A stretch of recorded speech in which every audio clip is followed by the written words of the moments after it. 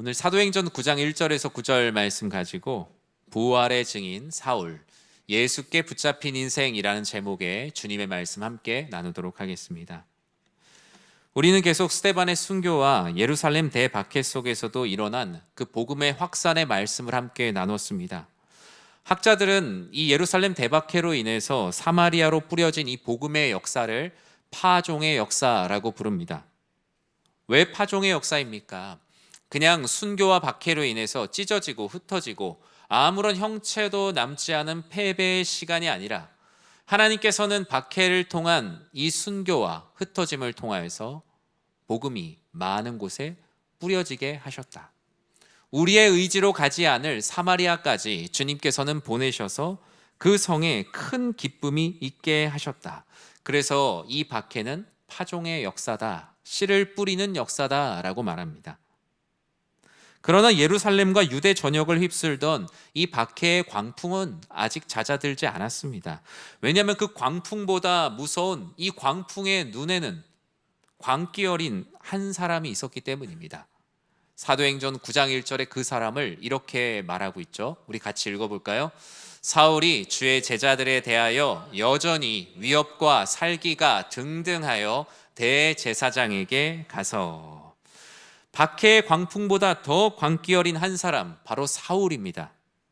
스데반의 순교회 때 가장 가까운 자리에 있었고 예루살렘을 잔멸하여 옥에 가두고 흩었던 그 사람, 사울은 성령의 역사처럼 같이 가고 있어요.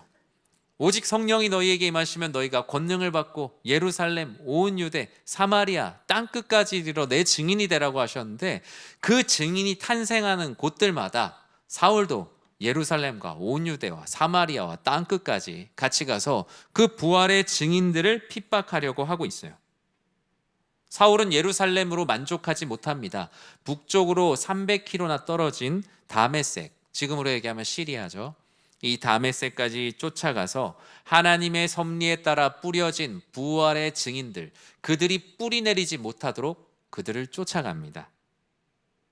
그들이 뿌리 내리기 전에 그들을 다 잡아오겠다라는 아주 악독한 먹성을 가진 인물로 누가는 사울을 소개하고 있습니다. 예루살렘에서 행했던 것처럼 예수가 그리스도라고 전하는 이들을 다 잡아서 예루살렘에 데려와서 재판을 받게 하고 그들의 죄의 대가를 치르게 하겠다는 사울. 그는 어느 순간 어느 누구도 막을 수 없는 폭주기관차가 되었습니다. 그런데 이쯤 되면 궁금한 마음이 드실 수 있어요. 왜 사울은 이처럼 예수 믿는 자들을 박해하는 광기 어린 사람이 됐을까? 같은 유대인이기도 하고 또 같이 살을 부대끼며 살아가는 사람들을 왜 이처럼 철로 만든 탈곡기라 불릴 만큼 탈탈 터는 삶을 살게 되었을까? 사울의 폭주에 대해서 많은 학자들은 바리새인 이데올로기에 잠식된 사람이라고 봅니다. 이 말인즉슨 무엇이냐? 나는 사라지고 내가 속한 공동체의 정체성을 나라고 생각하면서 하는 거예요. 마치 어떤 정당을 지지하는 분들을 보면 자기 정치관이 없고 그냥 내가 속한 정치관이 그냥 나라고 생각하며 착각하면서 사는 거죠. 내가 모든 걸 안다고 생각하지만 정작 나는 없는 거예요. 나를 잃어버린 사람. 사울이 폭주하게 된 이유, 바로 자신을 잃어버리고 자신이 속한 공동체의 정의만 살아있는 사람이라고 말합니다. 사울은 율법 만능주의라는 신념의 산물의 대표 주자였습니다. 그는 누구보다 훌륭하고 모범적인 바리새파 중에 바리새인 사람이었어요. 이 사울이 속해 있는 바리새파의 사람들은 이 메시아란 절대로 십자가에 달려 죽은 자가 메시아가 될 수가 없어요. 왜냐하면 신명기 21장 23절을 그들은 율법으로 곡해하여 믿고 있었기 때문이에요. 그 시체를 나무 위에 밤새도록 두지 말고 그날에 장사하여 내 하나님 여호와께서 내게 기업으로 주시는 땅을 더럽히지 마라. 나무에 달린 자는 하나님께 저주를 받았습니다. 맞는 말씀이죠. 예수님은 분명 저주를 받으셨어요. 그러나 예수님 자신이 죄가 있어서 저주 받으신 분이 아니라 모든 죄인들이 받아야 될 저주를 대신 받으시고 완전히 죽으시고 음부에까지 내려가셔서 사망 권세를 이기시고 부활하셨다는 것. 사울은 이 후자를 믿지 않았던 것이죠. 사울이 속한 바리새파 사람들은 그냥 메시아는 나무에 달릴 수 없다. 어느 누구도 이 인간의 저주를 대신할 수 없다. 그들에게 예수가 그리스도가 된다는 것, 이 바리새파 사람들에게 예수가 십자가에 달려 죄인을 구원할 메시아가 된다는 건 그들의 신념과 가치관에선 절대로 일어날 수가 없는 일이에요. 오히려 하나님을 공격하는 사람들이에요. 하나님의 하나님 되심을 모독하는 사람들이에요. 그래서 이 사울은 지금 하나님을 지키려고 최선을 다하는 거예요. 하나님과 대적하는 사람이 아니라 본인과 본인이 속한 공동체 입장에선 하나님을 지키기 위한 절대 수호자. 이런 맹목적인 종교적 열심을 유대 사회에선, 이 이후에 이스라엘 사회에선 비느하스의 창이라고 불렀어요. 비느하스의 창. 비느하스의 창이 뭐냐면요, 민수기 25장에 보면 이스라엘 백성들이 하나님 앞에 너무나 많은 죄를 짓고 있었어요. 이방 여인들과 통혼하고 우상 숭배하고 막 그러다 보니 하나님께서 너무나 진노하셔서 그들에게 전염병을 내렸습니다. 전염병을 내렸는데도 그들이 여전히 음행하고 하나님 앞에 우상 숭배하는 모습을 보며 제사장 비느하스는 의로운 분노를 느꼈어요. 그래서 창을 가지고 와서 그곳에서 우상 숭배하고 음행하고 있는 남녀를 찔러 죽였습니다. 민수기 25장에 기록되어 있어요. 근데 그 말씀 이후, 그리고 시편에 보면 하나님께서 비느하스의 의로운 분노를 인정하셨어요. 그래서 이 말씀은 이 말씀으로 끝나는 것이죠. 하나님과 하나님 되심을 파괴하는 이들에 대한 거룩한 하나님의 분노를 나타내신 것을 보며 당시의 강경 유대주의자들은 내가 비느하스의 창을 갖고 있다고 생각했어요. 그래서 예수를 그리스도로 믿는 사람들을 죽이고 감옥에 가두는 폭력과 억압의 행동을 의로움으로 정당화했죠.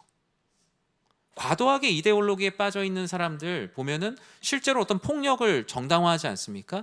그들도 그랬던 거예요. 자신의 생각은 없어지고 내가 속한 공동체의 생각이 그냥 내가 돼버린, 사실상 자기 인간성을 상실한 사람이 되었습니다. 심지어 사울이 든 박해의 창은 비느하스의 창과는 달라요. 비느하스의 창은 우상 숭배자와 음행하여 하나님을 대적하는 이들을 찌르는 의로운 창이었다면, 지금 사울은 내 신념에 맞지 않는 사람들을 찔러 죽이고 있는 겁니다. 박해의 창을 들고 오히려 하나님과 교회와 성도들을 마구마구 찔러대고 있었던 거죠. 이런 광기 어린 폭주기관차 사울을 누가 막을 수 있겠습니까? 자기 신념이 옳다고 진리처럼 말하고 살아가는 사울의 뒷덜미를 붙잡아 줄 수 있는 사람이 누구십니까? 바로 오늘 본문에 등장하는 우리를 구원하신 그리스도 예수이십니다. 예수께 붙잡힌 인생이란 무엇인가에 대해서 오늘 본문은 멈추게 하시는 은혜를 경험한 자가 바로 예수께 붙잡힌 인생이라 말합니다. 저는 우리 사랑하는 모든 성도님들이 예수께 붙잡힌 인생, 여러분의 인생 가운데 자기 신념으로 열심히 살아가는 이들을 멈추게 하시는 은혜가 충만하길 주님의 이름으로 간절히 축원합니다. 우리 모두는 다 자기 신념으로 열심히 달리던 사람들입니다. 내가 맞다, 내가 내 인생 살아가는 것이 맞다라며 내 생각과 내 생각이 곧 진리라고 생각하던 사람들입니다. 그러나 예수께 붙잡힌 인생들이 겪게 되는 가장 큰 은혜는 나도 멈추지 못하는 내 신념을 주께서 멈추게 하시는 멈춤의 은혜를 경험한 사람들입니다. 성경은 예수를 그리스도로 믿지 않다가 믿게 되는 과정을 크게 세 가지로 말해요. 멈추게 하시고, 변하게 하시고, 새로운 시작을 하게 하신다. 우린 이것을 압축해서 거듭남이라고 말합니다. 사울이 예수님을 믿는 사람들을 잡아가두려고 다메섹으로 가는 길은 단순한 여행이 아니죠. 지금으로 얘기하면 서울에서 한 대구 정도 가는 길일 겁니다. 철저히 지금 하는 내가 맞다라고 생각하는 자기 신념의 길을 가고 있는 거예요. 자기 신념, 자기 고집에 붙잡혀 살아가는 거죠. 지금 사울은 자기 객관화, 요즘 말로 이게 메타 인지가 안 되는 상황이에요. 스스로 자기 생각과 지식, 믿음을 통제하는 능력을 상실했습니다. 사울은 율법의 저주에 사로잡혀 있는 바리새파의 일원으로 자기 객관화가 되지 않고 있어요. 폭력과 감금이 정당화되고 있고, 내가 진리를 모를 리가 없다, 내가 모르는 것이 없다라고 생각하는 자기 모름의 상태에 있는 거예요. 눈은 뜨고 있지만 사실상 자신이 맹인인지 모르고 살아가고 있는 삶. 우리가 예수님을 만나기 전에 우리 모두의 삶이 바로 그런 것이죠. 예수님은 이렇게 스스로 멈출 수 없는 사울의 뒷덜미를 꽉 잡아서 그를 멈추게 하셨습니다. 9장 3절과 4절에 보면 그 멈춤의 사건을 이렇게 기록하고 있죠. 같이 읽어볼까요? 사울이 길을 가다가 다메섹에 가까이 이르더니 호련히 하늘로부터 빛이 그를 둘러 비추는지라. 땅에 엎드려져 들음에 소리가 있어 이르시되 사울아 사울아 내가 어찌하여 나를 박해하느냐 하시거늘. 지금 다메섹으로 가는 이 사울의 신념의 폭주, 내 인생의 가치관, 이게 맞다라고 생각하는, 진리하는 것을 진리로 붙들고 살아가는 폭주, 그 폭주가 다메섹 성문에 이르렀을 때 정오의 태양보다 강력한 하늘빛이 그를 둘러 비춥니다. 한 번도 보지 못했던 빛 앞에 사울은 눈을 뜨지 못하고 그의 당당했던 걸음이 예수께서 붙잡고 멈추시자 바로 그 다리가 풀리고 그 자리에 엎드러져 버립니다. 이게 바로 그리스도 예수를 만난 사람들, 부활하신 그리스도 예수를 만난 이들에게 일어나는 일이에요. 내가 삶을 살아가는 것이 맞다라고 생각하는 그 방식의 다리가 풀리고 그저 주님 앞에 엎드릴 수밖에 없는 삶. 강력한 빛뿐만 아니라 그 빛 가운데 한 소리가 들려오죠. 사울아 사울아. 성경을 보면 한 사람의 이름을 2번 거듭 부를 때는 하나님의 강력한 임재, 그를 특별한 역할로 부르시는 하나님의 신적 임재를 말합니다. 여러분, 집에서 부모님이 어릴 때 자라실 때 부모님이 여러분 다정하게 부르시다가 이름 2번 부르면 그날은 절단 나는 거예요. 3번 부르면 그날은 도망가야 되는 거예요. 저도 기억이 나요. 저희는 어머니 아버지가 경상도 분들이라 저를 항상 후나 부르셨는데 제 이름을 풀네임으로 부르면 그날은 이제 위험한 날인 거예요. 박재훈 그러면 그날 어디 도망가 있어야 되는 거죠. 사울아 사울아 라고 부를 때에는 그 이름의 부름은 보통의 부름이 아닌 거죠. 하나님께서 그의 존재 전체를 둘러싸고 있다라는 하나님의 임재예요. 사울에게 하나님께서, 이 예수님께서, 부활하신 주님께서 한 가지 말씀을 하세요. 내가 어찌하여 나를 박해하느냐. 여러분, 사울의 입장에서 이 질문을 들었을 때 어땠을 것 같으세요? 아, 내가 잘못했구나? 아니요. 처음에 드는 건 의문이었을 겁니다. 나는 열심히 살았는데 내가 누구를 박해했다는 거지? 나는 지금 하나님의 하나님 되심을 열심히 지키며 지금 이 예루살렘에서 200-300km 떨어진 다메섹까지 왔는데, 나는 열심히 살았는데, 나는 열심히 인생 부지런히 살았는데 왜 내가 예수님을 박해했다고 하는 거지? 여러분, 예수님 믿는 사람들이 처음 그런 질문에 봉착합니다. 열심히 가족들 돌보고 열심히 살았는데 죄인이라는 거예요. 똑바로 못 살았다는 거예요. 그 말을 들면 처음엔 의문이 생기기도 하고 때로는 분노하기도 합니다. 내가 열심히 살았는데 왜 내 삶의 방향에 대해서 잘못됐다고 말할까? 주님께서는 그의 걸음을 그렇게 멈추셨어요. 아무도 멈출 수 없었던 폭주 기관차이자 많은 믿는 사람들을 털어내는 철로 만든 탈곡기와 같은 사울을 멈춰 세우셨어요.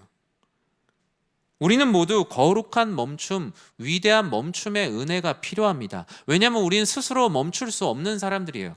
내 고집이 있어요. 소신이라고 생각하지만 사실 하나님께서 보실 때 다 죄인들의 고집입니다. 그런데 그 고집이 마치 어떤 인생을 살아가는 대단한 인생관, 가치관, 세계관, 소신으로 포장되어 있을 뿐 하나님께서 보실 때 모두 다 죄인들의 고집이에요. 하나님께서는 고집 가운데 멈추지 못하는 우리들을 다 멈추게 하십니다. 그러면서 말씀하세요. 이전에 죄인으로 걸었던 너의 발걸음을 멈추라. 죄인으로 걸었던 발걸음과 이제 앞으로 부활의 증인으로 살아가는 발걸음이 동시에 될 수 없다는 거죠. 한 걸음도 나아갈 수 없고 넘어질 수밖에 없다는 겁니다. 우리도 사울처럼 내 생각, 내 성공, 내 고집을 소신처럼 정답으로 여기며 믿음의 궤도를 벗어나 자기 궤도로 맹렬히 질주하던 사람들이에요. 마치 이 세상을 내가 다 아는 것처럼, 이 세상을 이길 수 있는 사람처럼, 마치 이 시장을 다 이해하고 내가 시장을 이길 수 있다고 생각하는 무분별한 투자자와 같은 삶을 살아갑니다. 사람이 세상을 다 알까요? 알 수 없죠. 어떻게 한낱 피조물이 이 세상을 다 안다고 하고 이길 수 있습니까? 우리는 주님의 뜻과 함께하는 그 믿음의 궤도를 달려가야 하는데, 그와 같이 궤도를 벗어나 있으니 주님께서 우리를 멈추시는 은혜를 주시는 겁니다. 여러분은 요즘에 지금 무엇에 멈춰야 한다라고 생각하십니까? 지금 내가 하나님께서 기뻐하시는 믿음의 궤도를 벗어나 내 고집과 내 생각, 나의 삶의 인생관, 가치관, 나의 열심으로 달리고 있는 멈춰야 될 일들은 무엇입니까? 과도한 재물에 대한 욕심이 여러분 가득합니까? 아니면 누군가와 끊임없이 비교하는 내 안의 시기와 질투를 멈추지 못하고 있습니까? 아니면 사람들에 대한 습관적인 비난이 입술에서 떠나지 않습니까? 아니면 하나님 없이도 얼마든지 내가 인생을 살아갈 수 있고 하나님은 그냥 나의 인생의 조력자 정도면 된다라고 생각하는 교만한 길을 살아가고 있지는 않습니까? 그럴 때마다 우린 기도해야 합니다. 주님, 제가 스스로 멈출 수 없다면 저를 멈춰 주십시오. 제 다리를 부러뜨려서라도, 제가 하는 일이 잘 안 되게 해서라도 저를 멈춰 주십시오. 그와 같이 담대함으로 기도하는 모든 성도님들 되시길 주님의 이름으로 간절히 축원합니다. 오늘 본문은 예수께 붙잡힌 인생은 멈춘 걸로 끝나지 않고 삶의 변화가 있습니다. 하나님께서 그를 변화시켜 주시는 은혜가 있습니다. 오늘 사울이 자기 신념의 길을 가다가, 자기 인생관의 길을 가다가 사울아 사울아 내가 어찌하여 나를 박해하느냐 라고 말씀하시는 한 분을 만납니다. 이건 예수님의 환상이 아니에요. 여러분 가지고 있는 성경을 보시면 모든 성경이 다 그렇진 않을 텐데 사복음서에 있는 말씀들을 보시면 예수님께서 직접 말씀하시는 내용들은 색깔이 다른 색으로 써져 있어요. 이게 젓갈색으로 이렇게 써 있단 말이에요. 근데 오늘 본문에 지금 내가 박해하는 예수라 이런 말씀들은 간접 인용이나 어디서 들은 얘기를 하고 있는 게 아니라 지금 사울은 예수님께서 직접 하시는 말씀을 듣고 있는 거예요. 사울을 부르시는 예수님의 말씀은 어디서 들은 얘기가 아닙니다. 부활하신 예수님께서 사울이 있던 다메섹의 길에 나타나셔서 직접 말씀하신 하나님의 현현이에요. 이 하나님의 현현에 사울이 무엇라고 말합니까? 5절에 보면 이렇게 말씀하죠. 대답하되 주여 누구십니까? 이르시되 나는 내가 박해하는 예수라. 사울은 충격을 받았죠. 내가 누굴 박해했다는 거지? 나는 내가 박해하는 예수라. 복음서에 보면 또는 신약에 보면 나는 나라라는 하나님께서 자신의 하나님 되심을 선언하는 신적 용법이 있습니다. 우린 잘 알고 있어요. 나는 생명의 빛이라. 나는 선한 목자라. 나는 부활이요 생명이라. 나는 참 포도나무라.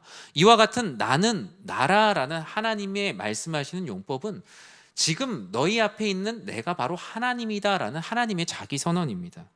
사울이 생각했던 예수는 누구입니까? 사울이 생각했던 예수, 하나님을 위협하는 존재예요. 하나님을 모독하는 존재입니다. 하나님이 아니면서 하나님인 척하는 존재입니다. 그러나 그런 예수님께서 지금 사울에게 말씀합니다. 나는 내가 핍박하는 그런 존재가 아니라 내가 핍박하는 그 예수가 내가 가장 사랑하고 지키고자 했던 그 하나님이라. 사울은 너무나 충격을 받았죠. 내가 사랑했던 하나님을 내가 핍박하고 있었구나. 사울의 인생 가운데 자기 신념이 완전히 무너지는 일이 일어나요. 사울은 그저 눈물을 흘릴 수밖에 없었죠. 내가 최선으로 지키고 있었다고 생각했는데 오히려 내 열심이 내가 지키려고 했던 것을 파괴하고 있었구나. 그럼 가정에 그런 일들이 있지 않습니까? 내가 나의 가정을 위해 최선을 다해서 일하고 있다고 생각했는데 오히려 가정의 화목을 깨고 있었을 때도 있어요. 우리네 열심히 일했던 아버지들이 얼마나 안타까운 말들을 들었습니까? 밤새도록 일하고 애들 자기 전에 일 하나 나가고 애들 와서 보면 자고 있는데 열심히 일했는데 나중에 아이들이 우리 아버지는 내가 삶에 중요할 때 없었어. 이런 말 들으면 되게 가슴 아프잖아요. 그러면 생각해 봐요.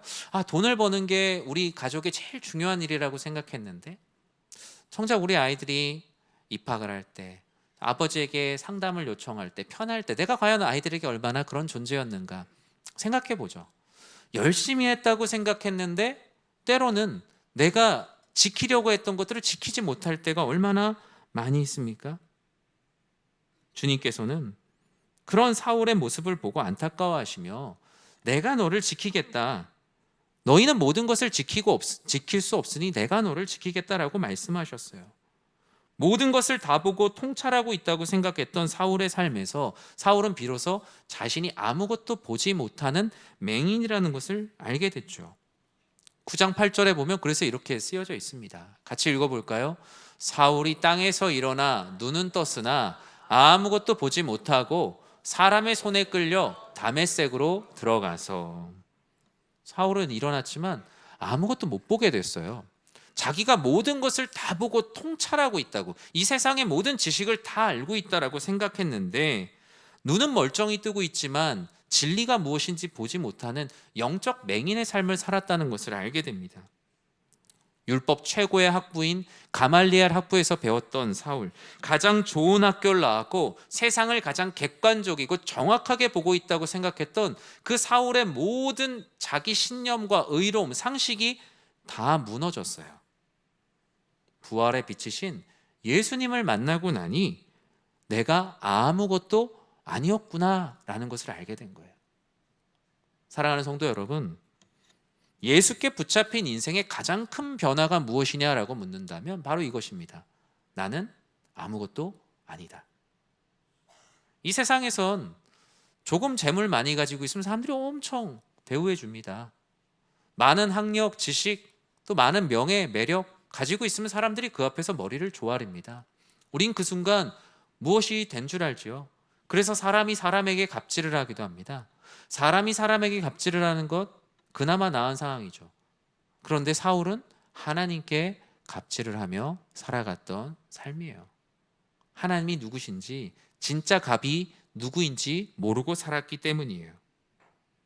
예수님 앞에 나의 지식도 생각도 인생의 계획도 아무것도 아니구나라는 그 무너짐을 경험한 자가 바로 부활의 증인이 되는 것입니다.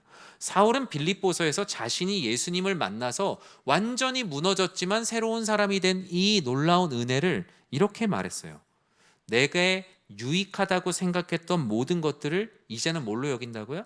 다 해로 여긴다고. 나에게 유익했던 거 뭐겠어요? 자신을 자랑했던, 어디서나 통하였던 로마의 시민권, 나에게 유익한 것이었어요.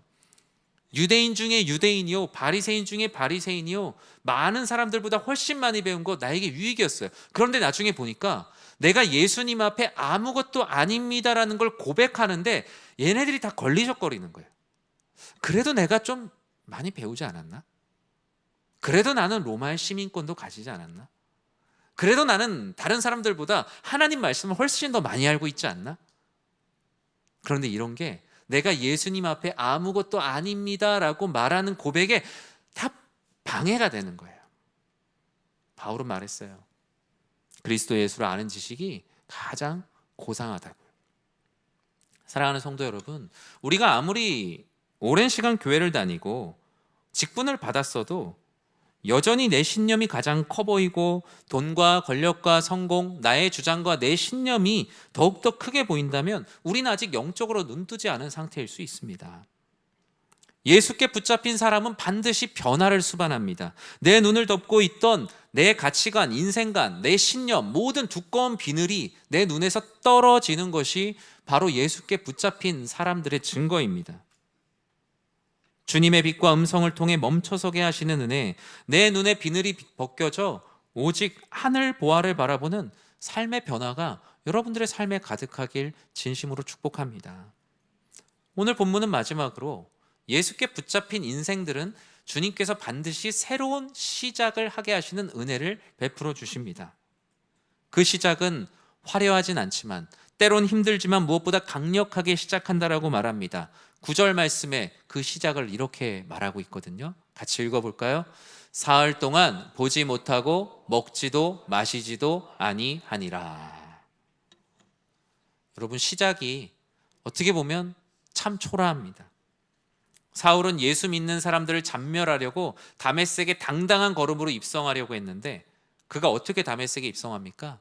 앞이 보이지 않아서 옆에 있는 누가 손잡아줘서 간신히 그 다메섹에 들어갑니다. 어딘지 알지도 못하는 한 집에서 들어가서 사흘 동안 앞도 보지 못하고 먹지도 마시지도 못하는 처절한 아주 고립의 시간을 보냅니다. 그런데 그 시간이 그에게 패배와 파멸의 시간이었을까요? 완전히 새롭게 시작하게 하시는 복된 시간이 되었습니다. 저는 철학자 중에 키에르케고르를 좋아합니다. 그의 책 중에 공포와 전율이라는 책이 있어요. 물론 이 책은 이제 신학적으로 잘 분별해서 읽어야 되는 책입니다. 이 공포와 전율이라는 책을 보면 이 키에르케고르는 말했는데 인간이 갖고 있는 상식, 보편적 이성, 윤리 체계가 하나님의 절대적인 말씀 앞에 완전히 무너질 때, 이 세상은 이렇게 사는 거야 라는 자기 신념, 상식이 완전히 무너져 내릴 때 그 시간을 공포와 전율이라고 말했어요. 그리고 모든 사람이 이 공포와 전율을 통과할 때만 하나님 앞에 진정한 하나님의 백성, 그리스도인이 된다는 거예요. 이 공포와 전율의 시간을 지나지 않고 어느 누구도 하나님을 믿는다라고 할 수 없다는 것이죠. 그러면서 한 가지 이야기를 해요. 아브라함 이야기를 합니다. 아브라함이 자신의 아들 독자 이삭을 데리고 아들을 제물로 바치라는 주님의 말씀 앞에 모리아 산으로 향하는 3일의 길, 이 3일 길을 공포와 전율의 시간이라고 말합니다. 하나님 말씀 앞에 내가 과연 어떻게 순종할 것인가? 하나님 말씀이 내 생각과 상식 모든 것을 지금 무너뜨리고 내 자녀를 제물로 바치라고 할 텐데 과연 나는 하나님 말씀에 어떻게 순종할 것인가? 이렇게 새로운 시작에 대해서 완전히 내 상식이 무너지고 내 가치관이 무너지고 내가 완전히 다 벗겨지는 이 시간을 통해서 키에르케고르는 모든 사람은 신 앞에 선 단독자가 된다라고 말했어요. 자기 배경이 다 벗겨지는 거예요. 나는 기독교 몇 대 집안 안에 있어서 지금 그리스도인이야. 아닐 수도 있는 거예요. 나는 어릴 때부터 엄마가 교회 다니라고 해서 늘 교회에 나왔으니까 나는 그리스도인이야. 그 공동체의 정체성이 내 신앙의 정체성이 되지 않는다는 겁니다. 여러분, 연희 교회 다닌다고 해서 그리스도인이 아닌 거예요. 연희 교회라는 공동체의 정체성이 여러분의 구원의 정체성이 되지 못합니다. 신 앞에 선 단독자, 신 앞에 철저한 구원의 개인으로 서서 하나님 앞에 완전히 깨어지고 내 모든 상식이 무너질 때 그리스도인이 되는 것이지, 어느 교회 교인이라는 이름으로 우리가 부활의 증인 그리스도인이 될 수 없다는 거예요. 사울은 자신을 덮고 있던 바리새파 공동체의 모든 게 다 벗겨집니다. 율법의 모든 울타리가 다 벗겨집니다. 오직 하나님 앞에 홀로 선 단독자로 서서 완전히 새로운 삶을 살게 된 거예요. 사랑하는 성도 여러분, 지금 여러분을 둘러싸고 있는 신앙의 배경 감사할 일입니다. 하지만 그 신앙의 배경이 나의 신앙의 고백인 것처럼 착각하면 안 된다는 것입니다. 나는 그냥 교회에 다녔으니까 의례 그리스도인일 것이라는 착각. 내가 교회에 매주 나오고 있으니까 내가 하나님을 잘 믿고 있구나라고 예상하는 착각. 그것은 믿음이 아닙니다. 하나님은 사울에게 사흘 동안 자신의 옛 자아, 신념, 고집, 바리새파적 모든 신념을 사흘의 시간 동안 무덤에 철저히 장사 지내게 합니다. 그 후에 하나님은 선지자 아나니아를 보내셔서 새로운 시작, 새로운 삶을 보여주셨고, 사울은 이와 같이 변했다라고 18절과 19절 상반절에서 말합니다. 같이 읽어볼까요? 즉시 사울의 눈에서 비늘 같은 것이 벗어져 다시 보게 된지라. 일어나 세례를 받고 음식을 먹음에 강건하여지니라. 아멘. 말씀을 맺습니다. 여러분, 부활의 증인은 그냥 되는 것은 아닙니다. 자기 신념을 붙잡고 살다가 다른 사람들이 붙잡으려는 인생 사는 것, 그런 것에 있지 않습니다. 예수께 붙잡혀 멈춘 사람들이 바로 부활의 증인임을 믿으시기 바랍니다. 여러분, 여전히 내가 멈추지 못하고 있는 것들 하나님께 기도하십시오. 하나님, 제가 멈추게 해주십시오라고 기도하지 마시고, 나의 죄 가운데 제가 멈출 수 없으니 예수님께서 저를 멈춰 주십시오라고 기도하십시오.